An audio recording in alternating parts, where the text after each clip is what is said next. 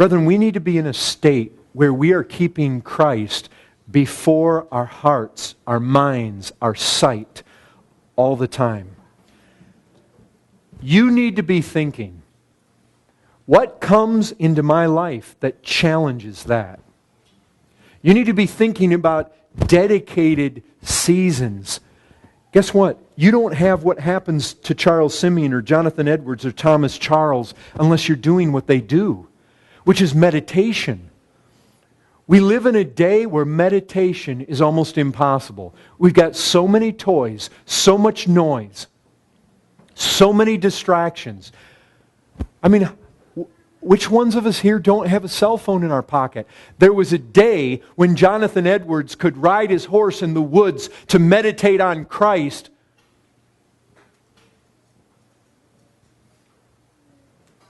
And the phone wouldn't ring. It's not a positive thing that you have a cell phone and you can be reached at any time, and that no matter when somebody calls you, you answer.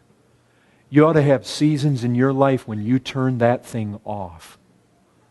You need to have times in your life, brethren, look at a week of your life with me.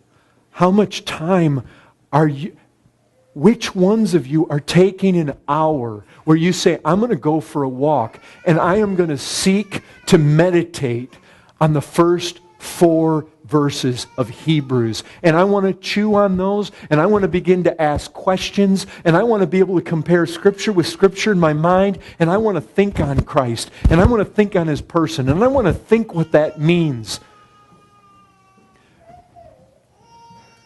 Brethren, when you become filled with a joy that is unspeakable and full of glory over the glories of Christ, that's where health comes from, right? The joy of the Lord is what? It's your strength. Don't tell me that people that become unable to speak because of an exhilarating glory of Christ, and then the only words that can come out amid tears and deep heart movement of the truth of the reality of the person of Christ. And all I can say is glory, glory. People like that, they don't go out and let sin and weight cling to them.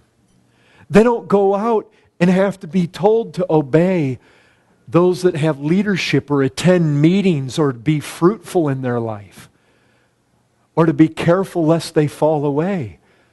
People are not headed back to the old country when they've experienced Christ like that. But listen, this book of Hebrews makes it abundantly clear.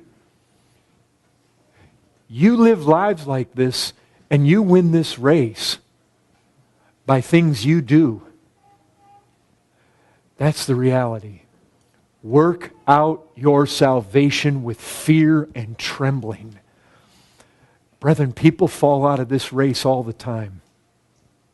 They fall out all the time. Don't fall out.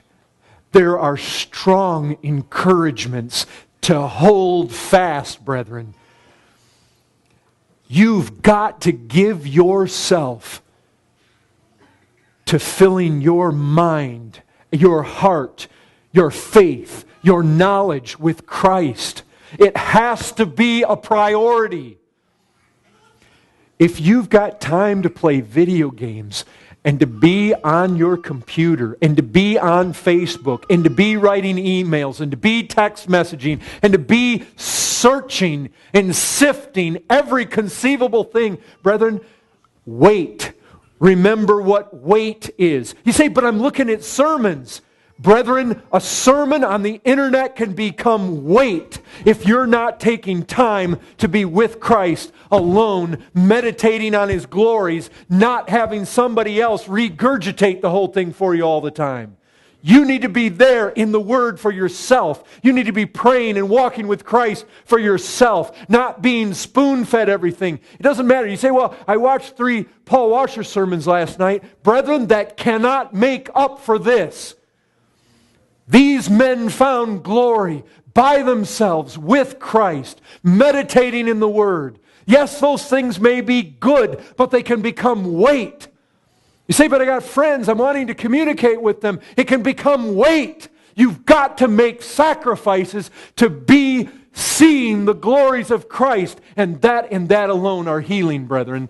There is no other healing mechanism in the Christian life but Christ, and intimacy and glory and beholding and laying hold and being swept away and filled with joy. There is no substitute at all. Brethren, this is the heart and soul of this book of Hebrews. A strong encouragement. Hold fast. And it's Him, brethren. It's Him, the hope we have. Doesn't it say? Jesus Christ, our hope. 1 Timothy 1:1. He is the hope. You have no hope outside of Him. And you need to hold fast. Holding fast doesn't mean letting go for all this stuff and weight in your life. And it clings so easily. And all you have to do is not make an effort, and you'll just drift. It's a fight, brethren. God help us.